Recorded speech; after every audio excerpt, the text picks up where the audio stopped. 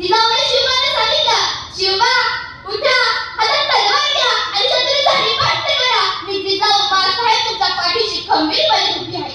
आया बहिणीच्या इतरीची लक्करे पेशीवर टांगत जात असताना आपण घरात बसून त्याच्या किस्सा ऐकणं हे मराठ्यांच्या अवलादीला शोभण्यासारखी गोष्ट नाही. मासाहेबांचा हा क्रांतिकारी विचार ऐकून शिवबांचे अंगाचे रक्त सळसळले, सळसळलेले रक्त उकळले आणि उकळलेले रक्त हिताची स्वराज्य स्थापन करूनच राहिले. अहिल्यादेवी 300 वर्षापूर्वी याच महाराष्ट्राच्या मातीमध्ये एक वादळ निर्माण झालं होतं आणि ते वादळ या जगाला सांगत राहिलं, प्रत्येक वादळ पेलेत मी, माझ्यात आत्मविश्वास आहे. पायाखाली जमीन, पाठीशी आकाश आहे. मातीत रोवणी पाय मी सह्याद्रीसारखी ताट आहे. जाऊन सांग त्या वादळाला, तुमच्या एका महावादळाशी गाठ आहे, तुमच्या एका महावादळाशी गाठ आहे. त्या काळात आपल्याला रोटी चालत होती मात्र बेटी चालत नव्हती. रोटी चालत होती मात्र बेटी चालत नव्हती. रोटी आणि बेटीचा पहिला व्यवहार करणारी स्त्री म्हणजे आई अहिल्यादेवी होळकर. आणि मग का नको आपण त्यांचा आदर्श घेतला पाहिजे? का नको आपण उंच स्वप्न बघायला?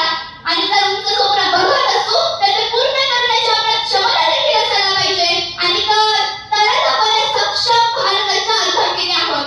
आणि हे सिद्ध केले योगिका सिंह आणि सोफिया कुरेश यांनी. ऑपरेशन सिंदूरचं प्रेस ब्रीफिंग करणाऱ्या या 2 अधिकारी आहेत. ऑपरेशन सिंदूर हे केवळ सैनिकी अभियान नव्हतं, तर ते स्त्री शक्तीचं जिवंत साक्ष होतं. अर्थात योगिका सिंह आणि सोफिया कुरेश. योगिका सिंह अत्यंत कठीण परिस्थितीमध्ये हेलिकॉप्टर चालवण्याचा अनुभव असलेल्या योगिका सिंह त्यांनी 2,500 तासांपेक्षा जास्त वेळ अवकाशात घालवत आहे.